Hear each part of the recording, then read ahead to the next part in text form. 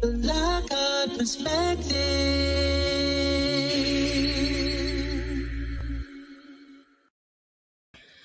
So there's a lot of things going on right now in the state of California, and I have adorned our beautiful thumbnail here with their capital in Sacramento. So as we're looking at some of the things that are going on in California, I believe that they will most assuredly affect the rest of our nation. And so the first story that we're going to look at is the minimum wage being raised sector by sector. It's exactly what's happening. So right now, you've got the minimum wage for nurses or for people that are actually in the healthcare industry being raised. So let's dig into these stories. We're going to look at several different stories that deal with the actual economy of the state of California, as well as the raising of all of the prices for everyone's minimum wage. So let's get into the first story. So, increasing the minimum wage goes into effect for small businesses in California. Now, some of these stories were dated in 2021, 2020 to add context and a little bit of continuity to what it is that we're talking about today. All right. All right. So increasing the minimum wage goes into effect for small businesses in California. While some activists claim that increasing the minimum wage was an alternative to struggle against poverty in the COVID-19 time. I just think that using COVID-19 is just, that's what, wow. So, anyway, small business owners affirmed that this measure would be counterproductive for the current U.S. economy. Meanwhile, in California, a Living Wage Act initiative arose and will go into effect in 2023 for small businesses. In Remoto, you will learn about the Living Wage Act Initiative 22 and how California is well positioned among the states with the highest minimum wage. So, you guys click on this and you will be taken directly to the other links that are accompanying this story. Very important. The Living Wage Initiative, well, after intense negotiations on the minimum wage in California, a unique initiative emerged, the Living Wage Act of 2022. Through this initiative, the people of California could vote for an increase in minimum wages. Californian activists and entrepreneurs who struggle daily against economic precarity embraced this initiative since it allowed them to restore their economic rights. For example, Joe Sandberg, the chief proponent behind the movement to increase the California's hourly minimum wage, believed that raising California's minimum wage by as much as $18 an hour could satisfy the most necessities. Furthermore, Sandberg stated that he supported this initiative because of his own experience in poverty. People understand that wages in California are, as they say in this story, piss poor. He says, quote, and I'm sick of it. This is personal for me, he says. He also says that I grew up in situations where my mom raised me by herself. She often worked multiple jobs, Sandberg recounted. In contrast, business owners and commercial associations opposed the Living Wage Act, arguing that California is still in the state of emergency. After this act went into effect in California, many small business owners considered closing. During this pandemic, we're still in a state of emergency. Many small businesses are talking about whether or not they should close. This comes from Carl Chan from the Oakland Chinatown Chamber of Commerce. Now, there are a couple of other stories, and because we've so many of them, I want to get right into the next one because the next one talks about the amount of monies that they're going to be paying for fast food workers in the state of California. Okay, let's get into this one because, well, first of all, let me not be a rude host and at least say hello to you folks over here. I want to say hi to Marty Lauderdale, my sister, as well as my sister Sandy, Jean Blair, hello, Melinda, and ARC, Arcatide Opted. Hi. So dumb raising the minimum wage only pads government coffers, more tax burden for both the employee and the employer. Very good point. Hello to you, Be Borrowed. How is everything going with you? It's good to see you today. And hello, Yahuwah. How are you? William Smith, how are you? Okay, so let's get back over here. And I want you guys to see this other story because this is really what prompted me to even discuss this with you all today. When I heard this, I just could not do anything but I screeched actually because I found that it was really, really, it's really sad, I think, to actually do this to some of the companies that are there. Let me find it for you. Okay, here we go. No, we're not going to go. Hold on. How do I do this? I don't know. I have this little thing where I just lose stuff and I don't get it. Alrighty, right here. All right, so can't find it, but let's go on ahead. We're going to pull up another story and then I'll probably find it. It's usually how it works.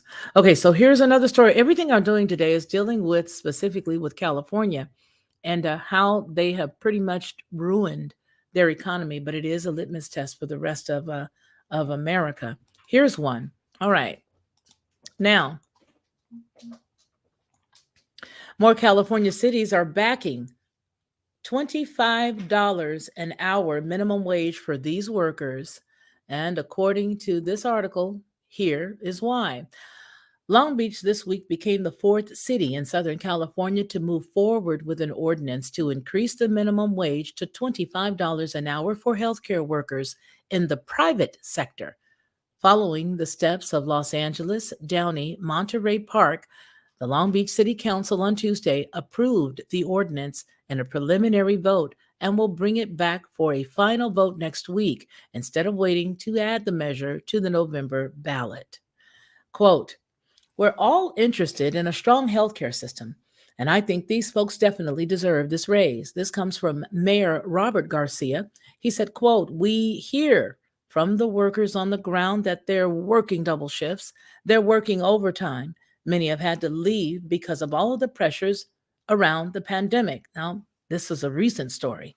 So, nonetheless, the ordinance will benefit all employees in privately owned Long Beach health facilities, which include acute psychiatric hospitals, dialysis clinics, hospitals, and other businesses that are a part of an integrated healthcare delivery system.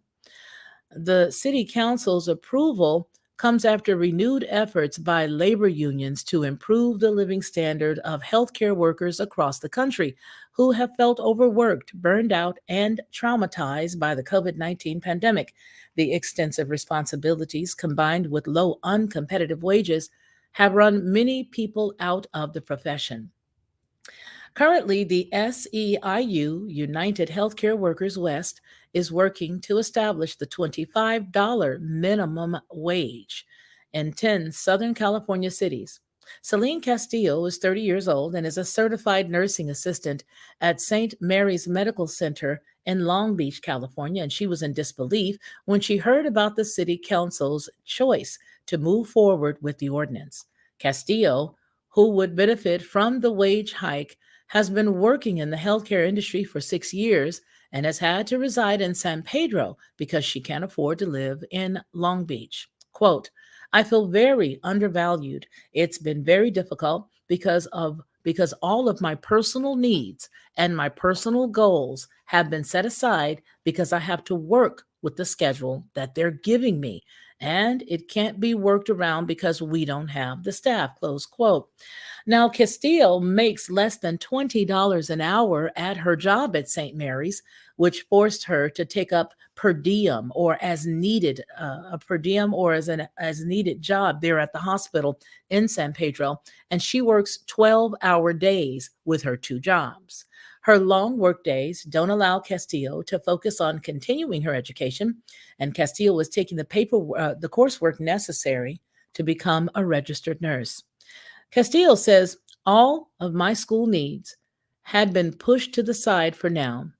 It's been very frustrating because I'm ready to move on. I'm going to school and I can't move forward because of the schedule, she says.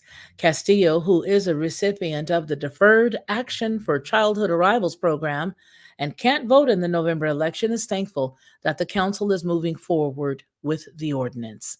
The wage increase will allow her to quit her second job and dedicate more time to becoming a registered nurse. Now, the vice mayor there, Rex Richardson, understands the financial struggle that healthcare workers face because his mother was also a certified nursing assistant. Now, he recalls his mom working long hours and attending night school just to become a nurse, a job in which she was paid more but still wasn't paid what she was worth. Now, that last portion was in quotes. The continued quote is, when you make it personal, it really makes us put ourselves in their shoes. Last night, there was a mother, he remembers. There was a mother of three who came up. It reminded me a lot of my mom, Richardson said. I could see my mom going up to the city council saying, I'm doing this for my children, close quote. SEIU UHW collected more than 42,000 signatures to include the $25 minimum wage measure on the November 8th ballot, well over the 27,054 required to qualify for the election. Here's another quote.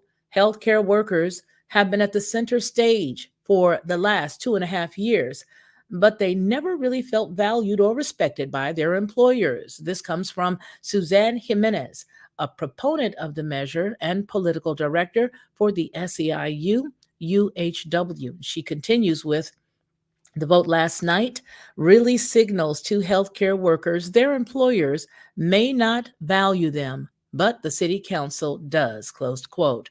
Recognizing the strong support from constituents, Councilwoman Suli Sorrow decided to put forth a motion to vote on the measure becoming an ordinance for the city rather than waiting for the ballot. Quote, thousands of people support this. For us to put it on the ballot would be a waste of our money. It would cost 100 to $150,000 to put a measure on the ballot that already has widespread support. And that comment comes from Councilman Roberto Uranga. He said during the meeting, if the ordinance is approved next week, it will head to Garcia's desk to be signed. And he's already said that when it hits his desk, he will sign it immediately. In preparation for this motion, the council requested a report analyzing the economic impact of the ordinance. Los Angeles County Economic Development Corporation completed this report this week, which triggered the initial vote. The nonprofit group had only 1 month to do the report, which was 60 pages long, and among its findings was that the wage increase would result in the loss of about 58 jobs, and it warned that long-term effects of the measure could cause limited job growth. This could lead to facilities having to relocate or spending less on technology. The rest of this story will be down below in the description for you because we've so many stories to cover as it relates to the wonderful, wonderful Golden State. We're going to table the rest of it, but they're already sitting in there. So if you're interested, please go down below in the production notes and you'll be able to read the rest. How about that? All right. So now there are some more things that I want to look at for California because it appears that what they're doing is driving up the hourly wages. And I want to show you the one that really sent me here. And that is the, let's see. Oh, I know the one. Here it is. This is the one that I found amazing. Here you go. All right. So here we go. Fast food minimum wage jobs. They're in the state of California. Let me give this one to you because I had it over here with Governor Newsom. Now, Governor Gavin Newsom is the one who actually supported this and sort of pushed it in and signed off on it. Here you are. Let's read it and weep. Let's read it and weep. All right, there you go. And I'll push it over to your side so that you guys can see it. I hope everybody is doing well today as I sort of try to buy a little time to put this other one over here so that there's no dead air. But I hope everybody is doing good. All right, here you go. Newsom, he signs a landmark law for fast food workers. There's a little In and Out. I remember In and Out. I don't even know if it tastes the same. Of course, Burger King and McDonald's, the only thing you may want to get there is coffee, if that. But this story comes from the Los Angeles Times. Governor Gavin Newsom on Monday signed a nation-leading measure giving more than 500,000 fast food workers in California more power and protections, despite the objections of restaurant owners who warned that it would drive up consumer costs. The landmark law creates a 10-member fast food council with equal numbers of workers, delegates, as well as employer representatives, along with 2 state officials empowered to set the minimum standards for wages, hours, and working conditions in California. Newsom said that he was proud to sign the measure into law on Labor Day. Now, under the Fast Food Recovery Act, a council would be authorized to set the minimum wage and regulate working conditions for fast food workers. California, this is a quote, California is committed to ensuring that men and women who have helped build our world class economy are able to share in the state's prosperity, he said in a statement, and continues with today's action gives hardworking fast food workers a stronger voice and a seat at the table to fair wages and to critical health and safety standards across the industry. The law sets a cap on minimum wage for the fast food workers at chains with more than 100 restaurants at $22 an hour next year, compared with the statewide minimum wage of $15.50 an hour, with the cost of living increases thereafter. The state legislature approved the measure August 29th. Debate split among the party lines. That split among the party lines. The Republicans, of course, were opposed. Senator Brian Dahl, the Republican nominee for the governor in November, had called it a stepping stone to unionize all these workers. Supporters had said they hoped that the measure would inspire similar efforts elsewhere. The measure's author, Assemblyman Chris Holden, who is a Democrat out of Pasadena, said that it would be a new way to ensure marginalized workers have a voice in the workplace. Restaurant owners and franchisees opposed the law, citing an analysis they commissioned by the UC Riverside Center for Economic Forecasting and Development, saying the legislation would increase consumers' costs. The International Franchise Association called it a quote, fork in the eye, close quote, of the people who run restaurant franchises and said that it would raise consumer prices as much as 20%. Fast food workers are walking off the job in support of a California bill that would establish a high council to negotiate standards on wages, hours, and other work conditions. A story that preceded this one, dated October 27th, 2021, well, it read as follows. This bill has been built on a lie, and now small business owners, their employees, and their customers will have to pay the price. This comes from the IFA president and chief executive, Matthew Haller. He said in a statement, franchisees already pay higher wages and offer more opportunity for advancement than their independent counterparts. And this bill unfairly targets one of the greatest models for achieving the American dream and millions of people it supports. However, Holden urged opponents to give the law a chance, saying, quote, speaking as a former franchise owner, I would have welcomed this inclusive process that in reality benefits not only the worker, but the franchisee as well, he said in a statement. Now, I don't know what you guys think about that, but now we've already got them raising the rates on individuals who work in the healthcare facilities that are private sectors. So that affects those private companies, not the big conglomerates, not the big, gigantic healthcare, but the private ones, right? Giving everyone that works there a minimum wage of $25 an hour. The jobs that they are, the cities that they have listed in the article that we just read prior to this one are very strategically placed cities. Downey, you had Long Beach.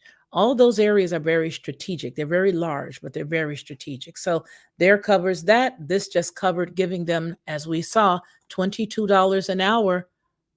$22 an hour. The law sets a cap on minimum wage for fast food workers at chains with more than 100 restaurants at $22 an hour. But that's the cap. It doesn't mean that they'll go immediately to the $22 an hour, one would hope, but maybe they'll be doing smaller incremental climbs, maybe, from the 15.50 to 17 an hour or something. I don't know. I don't see the quality of service meriting that. But again, That's just my personal opinion.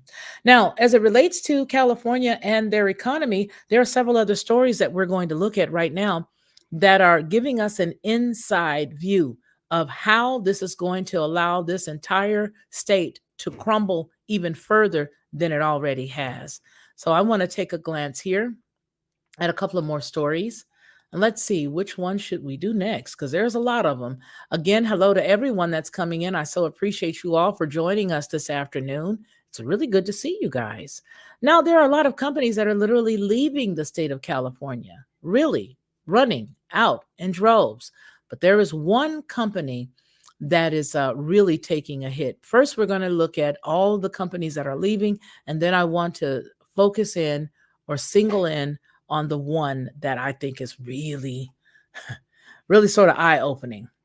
All right, so here you go. Arguably, since the first agricultural revolution 10,000 years ago, work has been tied fixed to a fixed location. That location based work with a first a farm and then a manufacturing plant and then an office created opportunity. Opportunity attracts workers or new citizens. Therefore, we always form cities, countries, and societies primarily through location based opportunity.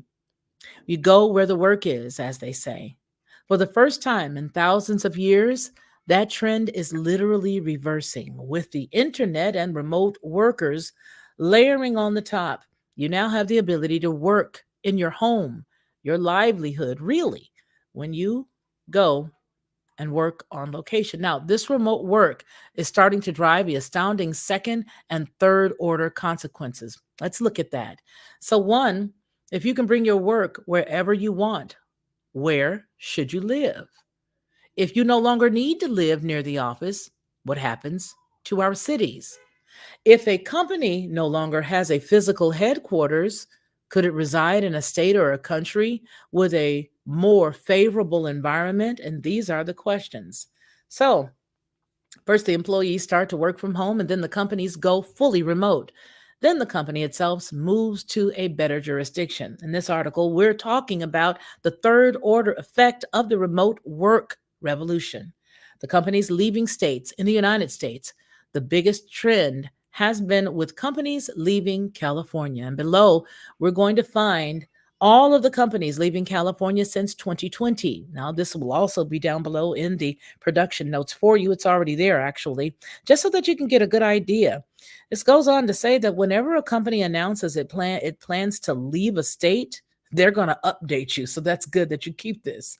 Now, companies that are leaving California, they announced since 2022, there are over 100 companies, and there are over 100. They all have under 100 employees.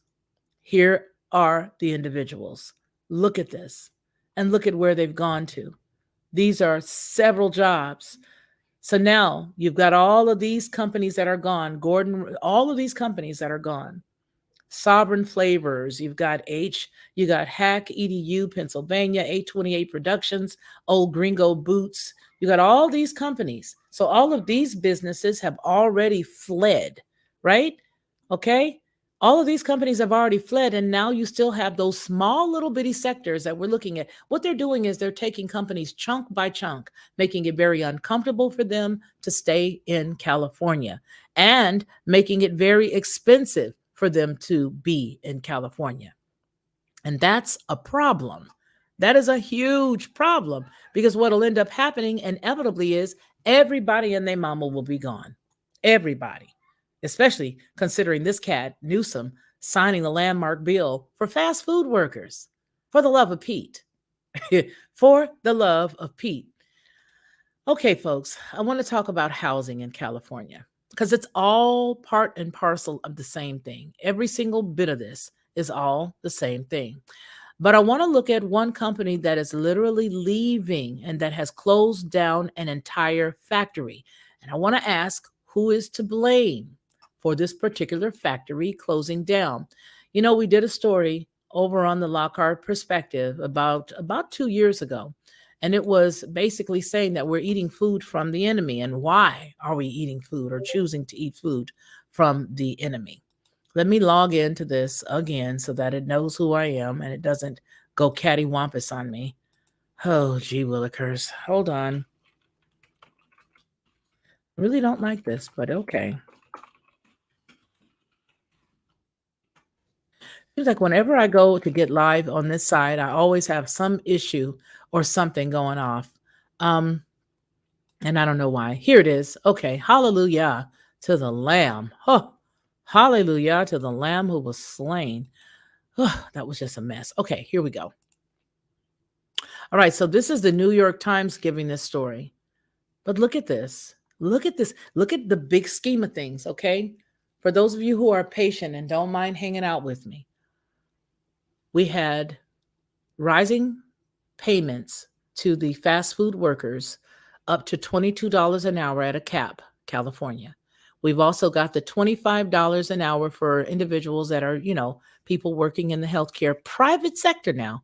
This is not the big sector. This is the private sector, which means maybe the bigger sector is going to pay more. I don't know.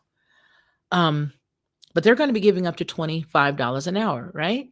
Now this one particular company, factory closed up. Now, there's going to be people that say, well, I don't even eat pork. I don't really care about it. It doesn't matter what you eat.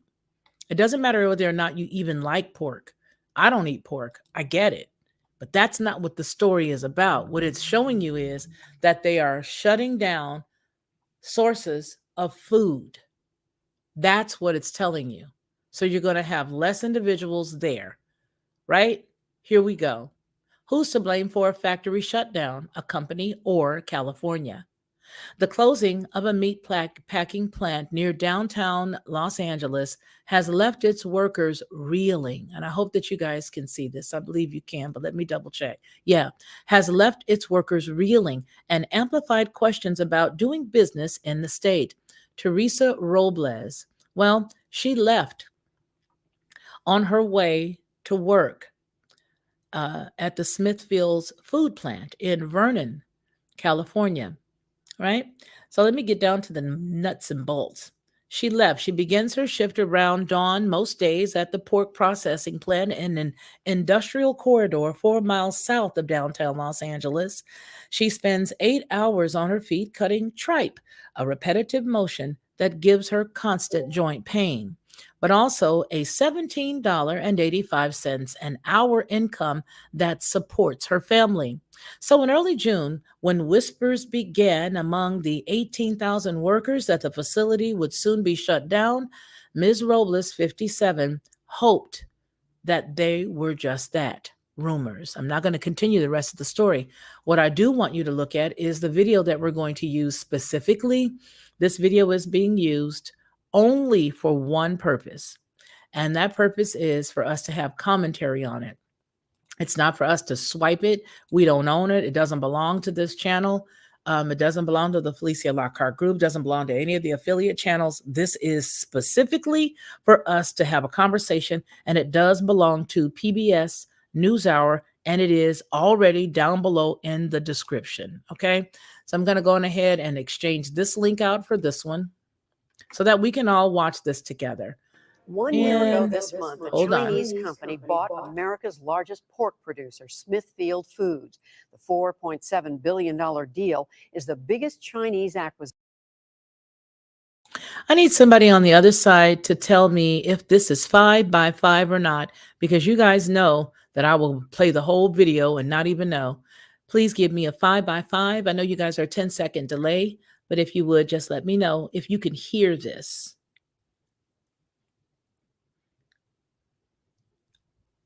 La, la, la, la, la, la, la.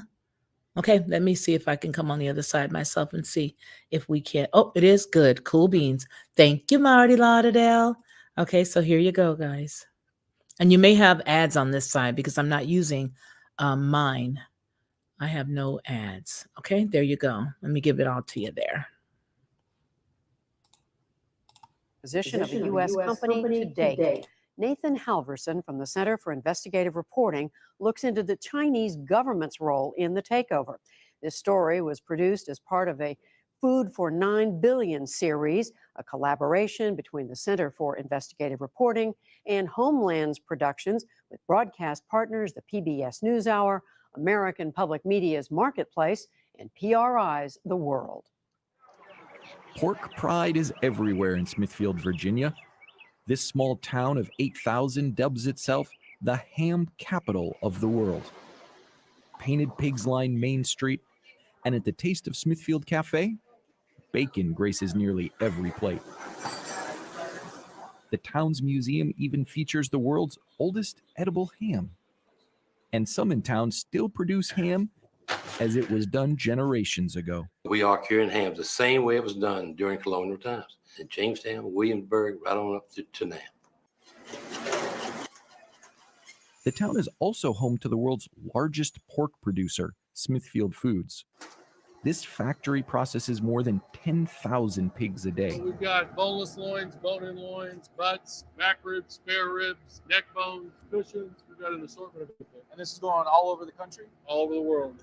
Here, every employee, from secretaries to the CEO, learns how to properly butcher a pig. A year ago, news broke that stunned the town.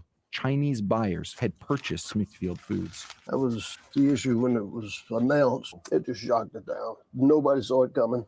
Another foreign deal causing chatter, if not national security concerns. Smithfield agreeing to be acquired by China's Shuangwei International for $34. Chinese company today offering nearly $5 billion. It would be the largest Chinese takeover of any American company. Questions are being raised about why China wants our pigs. The takeover raised concerns the Chinese government was a hidden player in the deal. Some members of Congress wondered why Shuangwei Group would pay more than Smithfield's market value. The Chinese paid a 30% premium. Very interesting. Not exactly the best business deal. So what's really going on here? What really is it that this merger, this purchase was all about? Senator Debbie Stabenow heads the Senate Agriculture Committee. She says food is a strategic resource that should be as important to the U.S. government as oil. This isn't just an acquisition of a company. It's 25% of the pork industry in the United States. Stabenow worried that the Smithfield takeover could signal a long-term threat to the vital American food industry. This is a precedent-setting case. As the U.S. government reviewed the deal, Stabenow called a Senate hearing to take a deeper look at the first Chinese purchase of a major American food company. This is really all about control. Daniel Slane, a congressional advisor who receives classified China briefings from the CIA, warned of Chinese government involvement. They have told their domestic industries like Shuangwei, go out and find these companies and acquire them. And in effect, American companies are not competing with a Chinese company, but with the Chinese government. Right. And they can't win that competition. That's right. Larry Pope, president and CEO of Smithfield Foods, said this was simply the case of one private company buying another.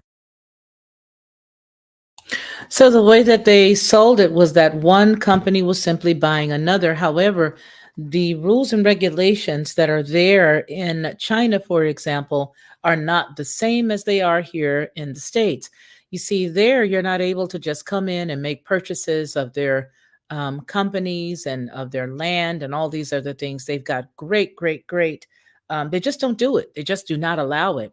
And the fact that the United States not only allows its companies to be taken over by their quote unquote enemy is part and parcel of the problem. Now, there are other industries that have been affected like this. For example, not exactly sure how many are left, but at one point, there were several Chinese electric vehicle makers that swarmed into California, really right on the heels of Tesla. And so you have those companies, and this was back as far as 2016. My point is that not only are companies like Smithfield Foods taking over our supply of things that we need every day, but also ahead of the technology in 2016, you saw this rush in for all of the electric car companies there in California as well. So it's really a matter of who's mining the store. It really honestly is. I have to break in every now and then so that we can keep the continuity. But that is what I have to say about what we've heard so far. So let's continue. Would you agree that Shuanghui is a state-controlled company? No, I would not agree, Senator, that it is a state-controlled company. It is. I mean, I think that's fairly easy to research. So I just asked Mr. Slane to do the research, and maybe he's just gotten some bad information. Some senators even laughed off Slane's remarks. Did you realize you were the victim of a Chinese communist plot? Senator, I did not. To this moment, I'm not sure I understand. I'm the victim of a communist plot. And the control of your company somehow to allow China to control. In his written testimony, Pope said the Chinese government has absolutely no ownership stake or management control in Shuanghui. He's either lying or he's delusional, one or the other. I just don't think he understands the situation, and you can't expect him to be a China expert. I mean, his job is to do what's in the best interest of the shareholders. The Treasury Department approved the deal last September. A special committee, which meets behind closed doors to evaluate foreign purchases of American companies, reviewed the acquisition to assess whether it posed a threat to national security, focusing on military defense. Since Treasury's final report is classified, the Center for Investigative Reporting spent 4 months determining if the Chinese government played a role in the takeover. The one that we got for Shuanghui. Carl Sanchez, the American lawyer who brokered the deal for Shuanghui, says the Chinese government's bank, the Bank of China, approved the $4 billion loan to buy Smithfield in a single day. Bank of China it's owned by the government. So that the government has an initiative and they want to go forward with it, the advantage is that they can support that. Sure. We had our financing all lined out. We were ready to roll. We were ready to sign that agreement. We're ready to provide commitment letters from the banks for about $5 billion in financing altogether. In its annual report, the Bank of China highlights the Smithfield takeover, calling it their social responsibility and saying it spares no effort to support Chinese enterprises in their international competition. We asked Sanchez directly about the Chinese government's role in the deal. So that part of the transaction, I'm not sure I can comment on. I'd have to check with the client first before I could comment on that. So to find out more, we went to China, where a rapidly growing middle class is eating more meat every year, pushing the country's pork production to the limit. At factories like Shuanghui's, the government has established massive pork reserves, akin to oil reserves in the U.S., to store millions of pounds of frozen meat. In 2011, the government issued a 5-year plan directing food companies such as Shuanghui to obtain more meat for their production lines by purchasing overseas businesses. We went to Shuanghui's headquarters in Luohe, China. I want to interject here because I have to. It's just the way that YouTube makes it. And so they're going into foreign countries and they are purchasing food for their people, right? Not only that, but China had a huge reserve of their grain as of last year. So when you consider all of this, they will continue to do exactly this. Let's go back into the rest of the story and then we'll finish up. Welcome to Shuanghui. Thank you for having us. Thank you, thank you. We got a tour of the company from Zhang Tai-si, president of Shuanghui. Zhang, like other senior management at Shuanghui, was appointed to his position by the Chinese government. How supportive was the Chinese government of Shuanghui's purchase of Smithfield Foods? Very supportive.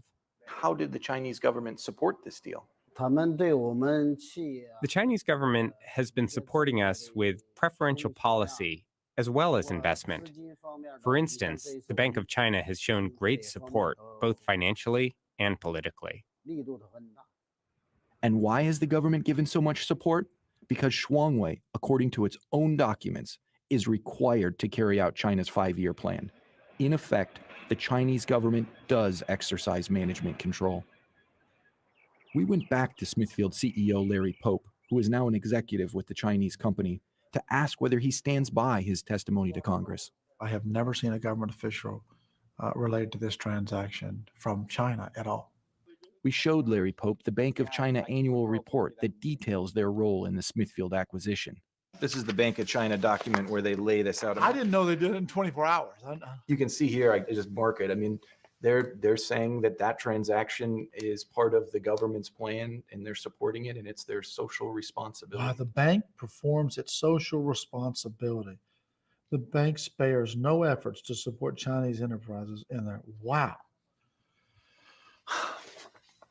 I mean, How do you compete with that? It's hard. I don't think I could go out today and get the U.S. government to support making a $4 billion loan as a social responsibility for Smithfield to move forward on a foreign country territory. No, I don't think that's doable in any industry that I can think of. Sanchez, the lawyer for Shuangwei, says the Bank of China is set to fund many more Chinese takeovers. I definitely think that the Shanghai Smithfield deal was a litmus test for Chinese U.S. deals, very large Chinese U.S. deals. I can tell you firsthand that this has paved the way for other deals. We are now looking at a few other very large transactions for Chinese clients, looking at other iconic brands in the United States. Senator Stabenow said that if the Chinese government has a global food agenda that includes purchasing American food companies, the U.S. government should provide strategic protection for its food industry.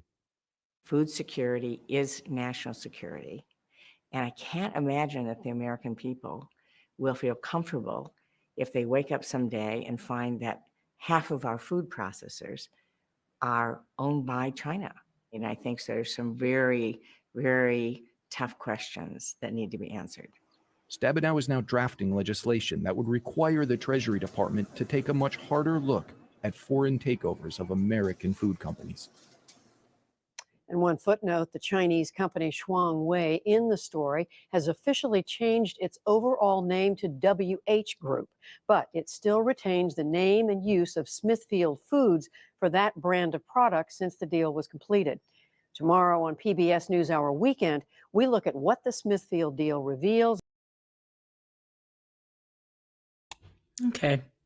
So we are going to look at others as she ended that part. We're going to look at other places that are owned. So here are some iconic brands that are owned by China.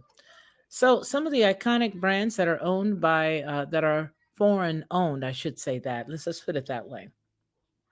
All right. It says intro, bacon, sausage, and ham are such mainstays of Americans' diet. It's hard to imagine that the largest U.S. pork provider, Smithfield Ham, the 87-year-old Virginia-based meat giant, might soon be owned by the Chinese. Now, this, of course, was a story that was dated in 2013, which was the year the acquisition of Smithfield's food by the now WH company took place. Okay. It goes on to say, but thanks to a recent $4.7 billion cash acquisition, Shuanghua International Holdings, because they did change their name, the majority shareholder of Henan Xinhua Investment and Development Company, the Chinese largest meat processing enterprise, will now be the parent company of foods like Armour, Farmland, and Healthy Ones. So there are several other companies, as you can look down below, and it'll tell you that as well. Ben & Jerry's. There's also Gerber. There's also Purina, Alka-Seltzer, John Hancock, Life Insurance. All of these companies that are listed here are now those companies that we just mentioned at the top of this article. Please go down below in the description if you choose to and pull this story up, okay? There's another story that we're going to look at right now. As we look at the state of California, I want to take a look at the housing situation and how quickly things will crumble. How quickly things will crumble. Now, they have a few laws that have just changed there in California. One of the laws that they've changed was with regards to how many dwellings they could put on an existing dwelling. In other words, if you had a big family home, you could divide that and create a actual duplex. If you had they zoned them now to where they were all able to be duplexes and such. So let me go ahead and give you this story, and then I want to let you guys in on something as it relates to how they actually did a law to prevent people from literally having single family homes throughout California. The existing story that we're about to read was dated on July 1st, 2022, and it was updated on the 20th of the same month this year. Thousands of Californians are in limbo as the eviction protections end. Now, let's look at something. During the time of the pandemic, I'm sorry about that. During the time of the pandemic, we saw a lot of people exercising this thing that they had with regards to not paying the rents. But in that particular time, the prices jumped. They went sky high, even higher than a lot of the prices were in the state of California, as well as other states across the United States. Everywhere saw prices for everything from one bedrooms to single family homes, apartments, and everything go berserk. This story will give us a little bit of a better idea of who the next people are in the United States to be homeless. And I say that because when these individuals stopped paying their rent, they were not paying their rent at a specific level. Now it has doubled almost in several areas. The eviction protections for thousands of California households still waiting in line for payments from the state's multi-billion-dollar rent relief program expired on Thursday. Since September of 2020, the legislature has passed and Governor Gavin Newsom has signed 4 laws shielding tenants who were unable to pay their rent due to COVID-19 from eviction. The most recent extension is here. If you click that link, you'll be able to see it. And it does say that it shielded tenants through June 30th who had applied for rent relief from the state's $5 billion program by March 31st, the deadline, but had yet to hear back or receive any payments. Those tenants can now be brought to court by their landlords. Quote, it's highly unlikely that they are going to get through all these applications by June 30th when the eviction protections expire. Sarah Truhoft, the vice president of research at PolicyLink, a nonprofit that has been reviewing the state's rent relief program, said during a press conference this week. This means, she continues, they are likely to be evicted and they might eventually get rent assistance. Deborah Carlton, the chief lobbyist for the California Apartment Association, said they have asked their members not to take their tenants with pending applications to court. The State Department of Housing and Community Development, which administers the program through a contractor, said on July 1st they had approved all complete applications for eligible tenants.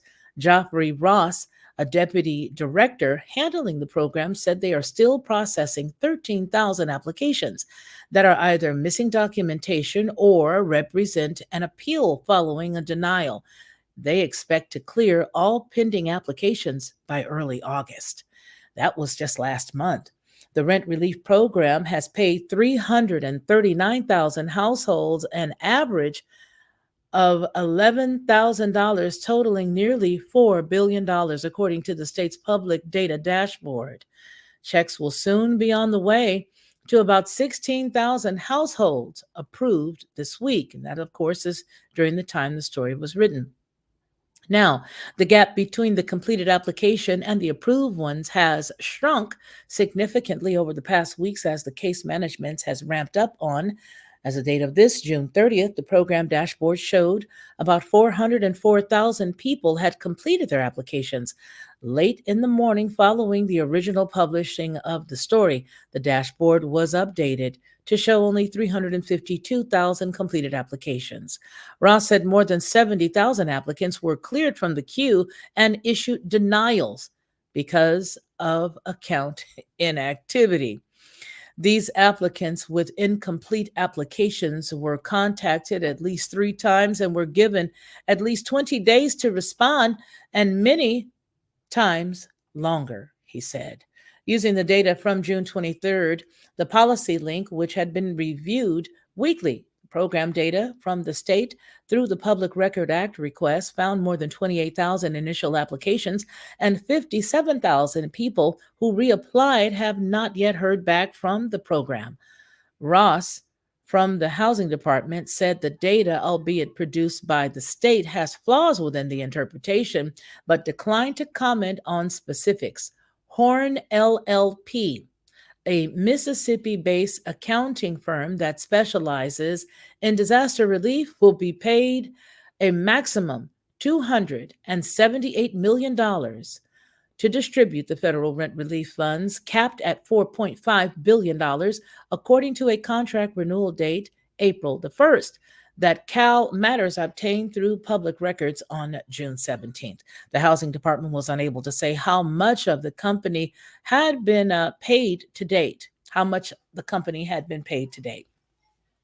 State Assembly member Buffy Wicks, a Democrat from Oakland and co-author of the last extension, acknowledged the program has been incredibly frustrating. She said that the housing department had assured her qualifying applications would be processed. Now, here's a quote. "I think it's no secret that it's had challenges," she said. "And all while I'm sympathetic to some of the challenges that we've had as a state government in terms of dealing with the global pandemic that none of us anticipated, it's also our job as government to run well, especially when we're talking about critical social safety nets." Now, there's a silver lining for the tenant advocates. A key portion of the now expired law was preemption of more stringent local measures against eviction, and many of which will now go into effect, including in Los Angeles County. Now, I'm sure if I click that, it will take us into something that would be amazing. What I'd like for you to do in your leisure, if you choose to or don't, go down below in the production notes, because what I want to do now is take us to another story that deals with housing. Here's my point on this story right here. My comment on this story is the fact that they were lied to and they were held at bay by promises where they had made themselves, and by they, I mean the individuals who signed up for this stuff. They were given a boatload of lies by the government because they led them down this path knowing that these individuals, yes, disciple of the Messiah, nets to get snared in. That is exactly it. Let me put this comment up here right now. Okay. So nets to get snared in, he says. That's absolutely right. So what ends up happening to these individuals now, I'm not going to say that all of them knew better. I'm not going to say that because I don't know these individuals. But what I do know is the government assisted them in their demise. The government led them to believe that they were actually going to be taken care of, that they were going to be helped. And it didn't happen. Now, the majority of us, some were not able to, but not all, but some. The majority of us were able to keep things going during the pandemic to the best of our ability. All right, to the best of our ability. And some folks are now seeing the ramifications of their actions, not paying the rent and things like that. But for the most part, these folks that just sat and thought that they could trust the government, boy, I feel so sorry for them now, because even though you can't take back time, you can't necessarily throw the baby in the bathwater out at the same time. I can't kick them because they're down. I can't kick them. But what I will say is California's seen nothing yet when it comes to them not having enough places for people to live. The next story that we're looking at deals specifically with what they did in California for them and their housing law. Let me show you what they did. They had a law just recently, and I tried to find one that wasn't as complicated, because there was like all of the legalese conversation. All right. So I'm going to try to break this down. All right. It says, don't be fooled. California's new housing laws make significant changes to zoning. Very important.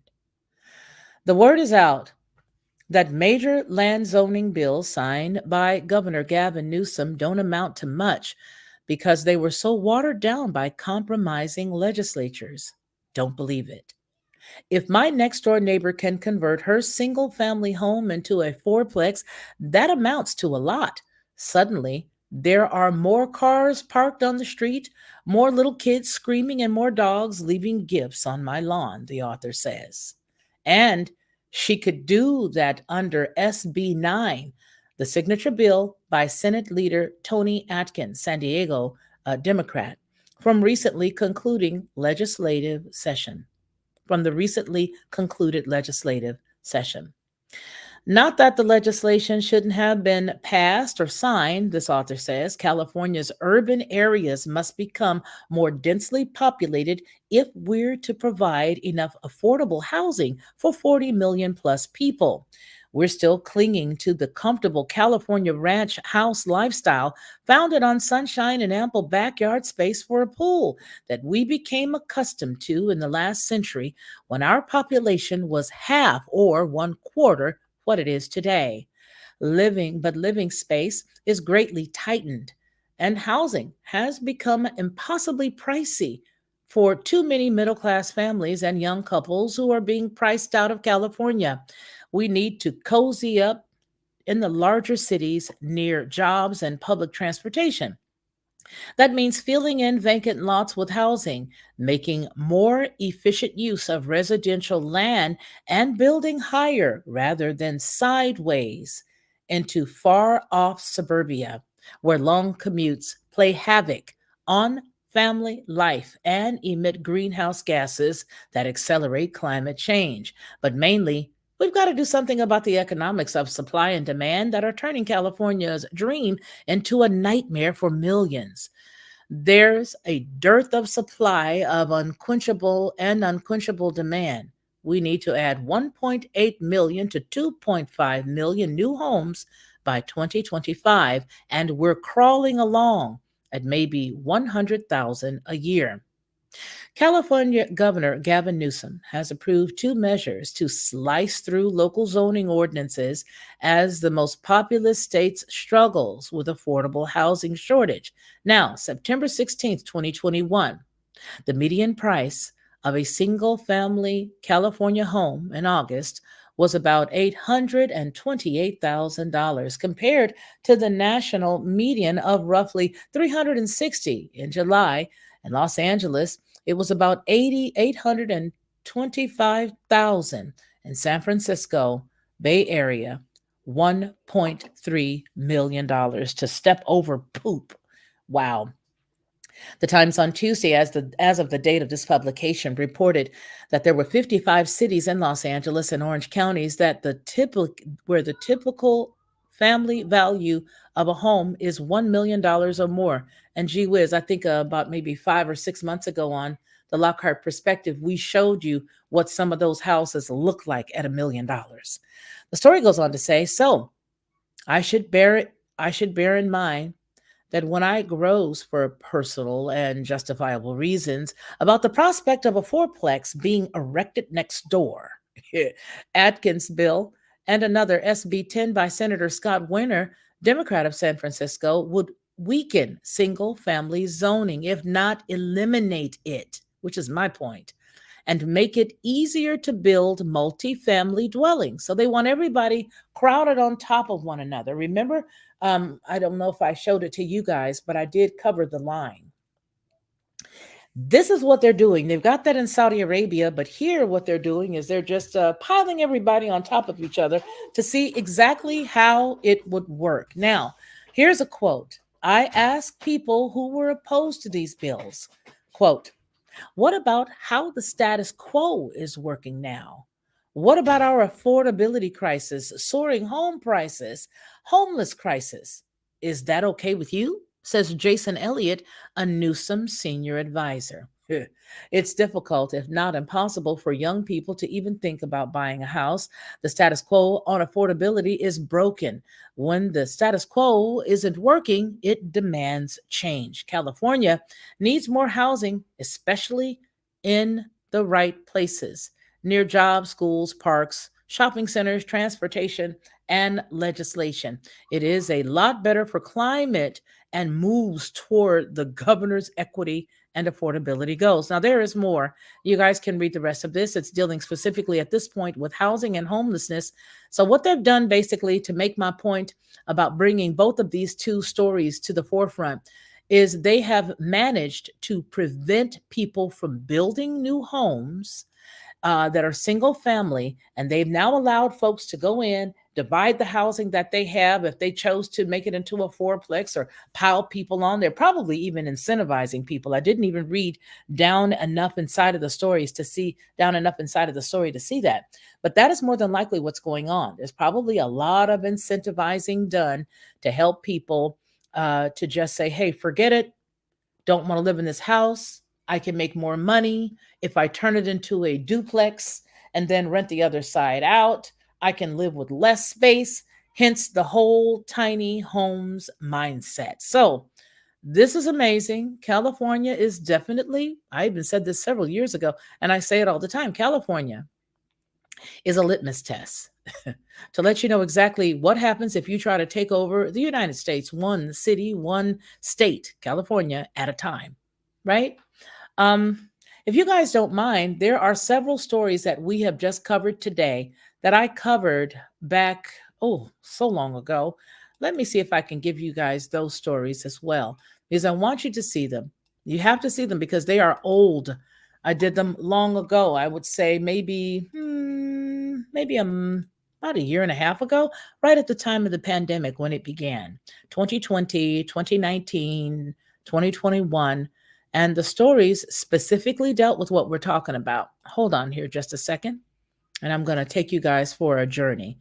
Gonna take a sentimental journey. You know, I got to do that every now and then. I love singing those old school songs. All right, so I'm going to take you guys to a window that's open on the other side, and you guys will be able to see that. All right, so that you guys will be able to check it out.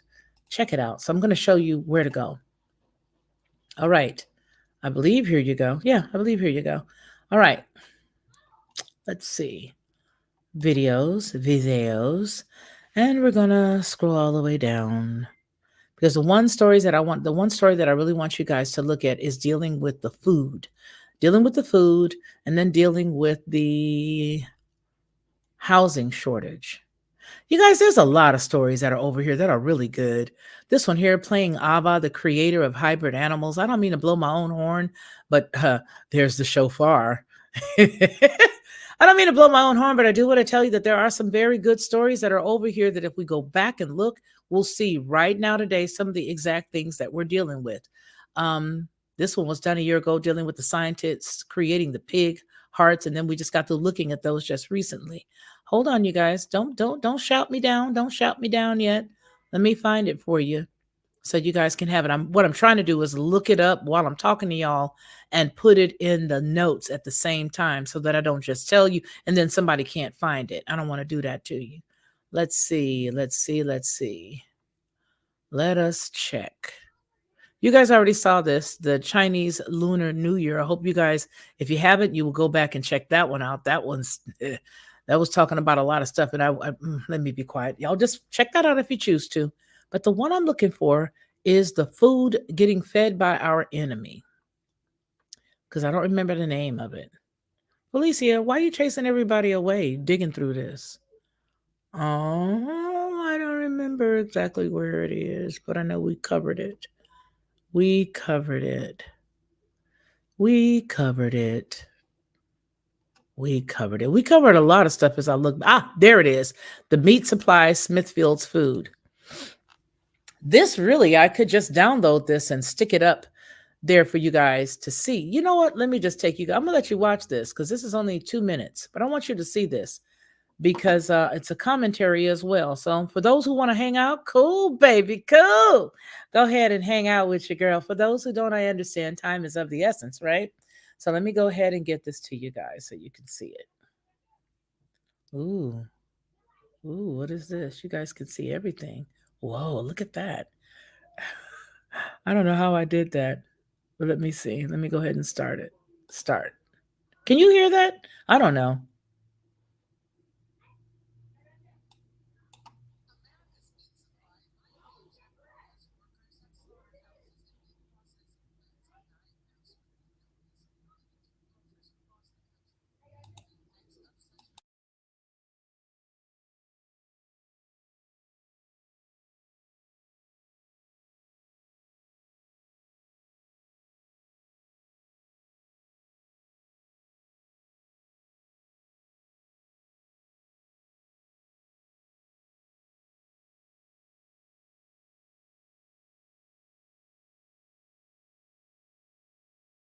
Child, these people are in such war with each other. You guys cannot even hear the story because I'm on the other side now. I cannot believe the war that goes on with these individuals, with these two browsers between Google and that other diabolical little snot nose. They actually go through these issues with each other. Let me see if I can enter into my my StreamYard on another side. Hold on just a second. Let me enter here. It's probably going to scream in my ear. So let me pull it out of my ear and then go in over here and then go down here once I open it and close it on this side. So hold up, y'all. Hold up. They are tripping. Okay. Enter without the mic or cam. Hold up.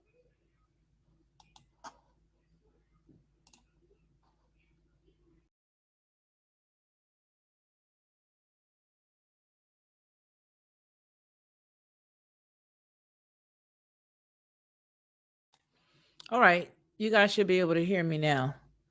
You should be able to hear me on this side. Now I'm back on the Google side. Whew, boy, I tell you what, like War of the Roses. Like War of the Roses. Ugh, love you, Marty. Hold on, you guys. Let me go ahead and let you hear it now. Can you believe it? Just War of the Roses.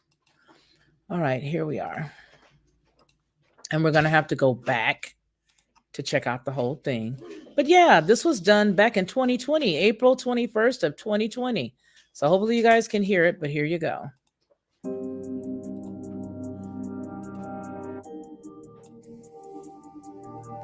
America's meat supply might be in jeopardy as workers at slaughterhouses and meat processing plants are diagnosed with the illness, leading to closures across the country.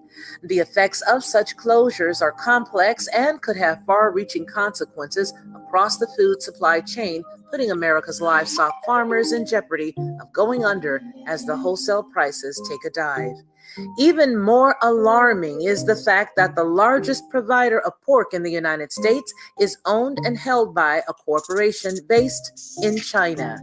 Smithfield Foods is the country's largest producer of pork products, and its products are sold under popular brand names such as Nathan's Famous, Farmland, Eckrich, Armour, and Healthy Ones, to name a few. The longtime Virginia-based company was acquired in 2013 by Xinhuai International Holdings Limited. Smithfield, with plants across the country that employ tens of thousands of Americans, announced last week it had closed multiple locations due to the illness outbreaks among its workforce. The company addressed its closures of plants in Cudahy, Wisconsin, Martin City, Missouri, and Sioux Falls, South Dakota in recent news releases.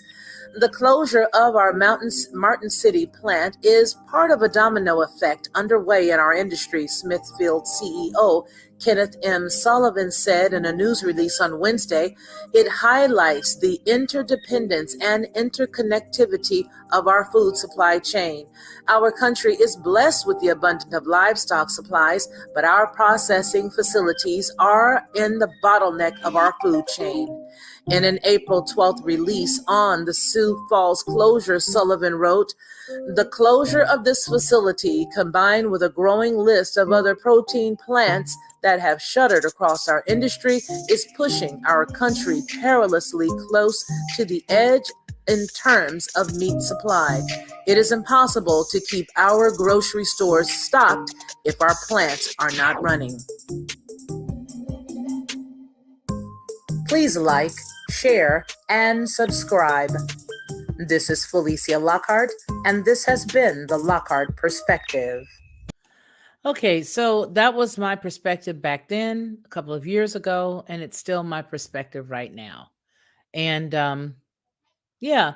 Oh, thank you very much for that, Sandy, telling us about Stephen Banoon. Appreciate you for that. Thank you. I don't, and I'm not running to anything that he says right now because he did that to me last time. And when he did that to us last time, there was a whole lot of stuff that we had to go back and backtrack. And that is not coming from this channel. So if that's what he's saying, that's cool, but I'm not dealing with it until I can verify that, because that's how a lot of stuff is right now, where they want you to run with some stories that haven't been verified. Now, I'm not saying it's not true, because Sandy knows she's got some good information, and so does Steve. But what I'm saying is that just recently, they're on a campaign to release fake news that they know that myself and others like me would attempt to pick up and run with. And as you guys know, I don't run any story unless I can verify it. It's not really for me to be first to drop something. You know what I'm saying? It's not for me to be first to drop something. because I feel like if I drop it and it's not accurate, then there goes my credibility. You know what I'm saying? Sandy knows me. Me and Sandy are sisters. We know she knows me. And I know him. I know of him. But I also know that there was a lot of stuff that they led that poor man into around the elections time, and he was saying some pretty unique stories that more than likely he did get truthful. However, when that stuff comes out and they flip the script on you, then you sit up there looking like you're an idiot trying to explain stuff. You know what I'm saying? Trying to explain away and trying to tell people X, Y, or Z. So I am more than happy to narrate a story once the New York Times or, New York Post or somebody, LA, I don't care. If they going ahead and do it, and I can go to the whitehouse.gov, which is where I went as soon as I saw that clip, and I can verify it, then I'll run with it. But if I can't verify it, they ain't getting my name and my neck caught in nobody's nooses. You know what I'm saying? It's like they leak on purpose fake news, and then you be sitting up there caught up. Here is the whitehouse.gov right now. And so this is where I went as soon as I saw that, when I saw my sister put it in the chat.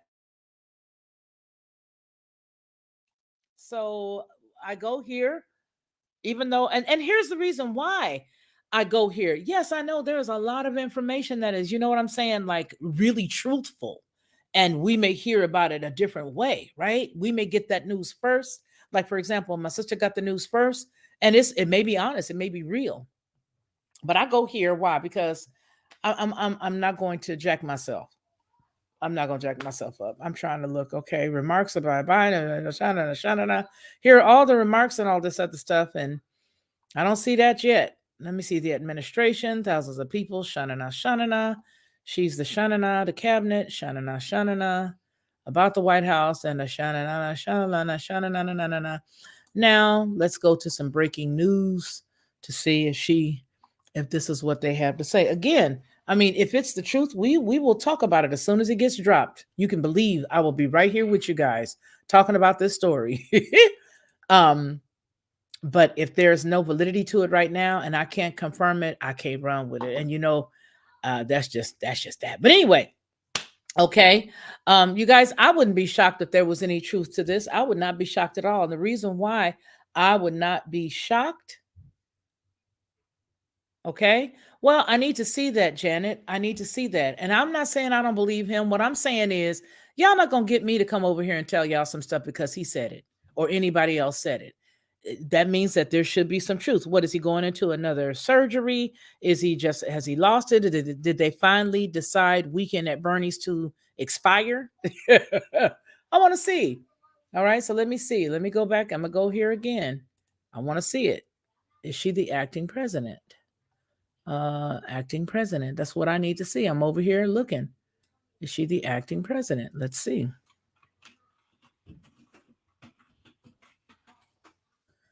Acting president. That's November 21st, November 21. I don't see anything yet. As soon as I see something that I can bring to you guys and share, because I know a lot of people do not watch television, I will bring it right here and I will share it with you guys. I will share it. Okay. I will share it. Yeah, good old camel toe. Good old camel toe-esky. All right, you guys, I see I've lost a bunch of you guys. It went down from 80 something down to 69 pretty quickly. So that means that you guys are ready to go. I appreciate each and every one of you guys. Thank you so very much for sharing with us with this news hour. So we can call it a news hour, specifically looking at California, specifically looking at their raising of the minimum wage for, of all people, their fast food sector. And then, I hope so. I hope she's not either, Sandy, but we're going to find out, girl. Me and you probably going to be talking about it tonight. I hope that she's not. But nonetheless, we've looked at their housing situation, how they're now allowing people to divide their land and not making any more single family homes. That is primarily what that is. They are not allowing any more single family homes to be built in Los Angeles. They're not allowing any more. Now, they'll allow you to splice and dice up the house that you have, and they'll probably allow a lot more high rises, but they don't want any more. They don't want any more. All right, you guys, I love each and every one of you guys. Thank you all for joining. Thank you for all of my super mods, all of you guys for doing a great job keeping these YouTube streets unclogged for you, sister. I love you all. You guys take care. Remember what we always say on any Felicia Lockhart Group publications, and that is that man shall not live by bread alone, but by every single word that proceeds out of the mouth of the Most High. You guys take care of yourselves, and please, please take care of one another. And until you and I see each other again, please continue to be blessed. All right? We'll talk soon. Bye-bye.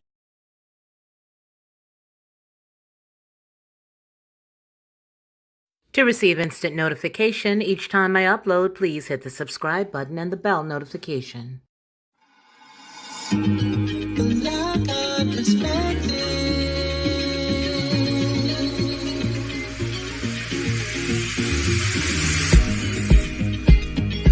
Helping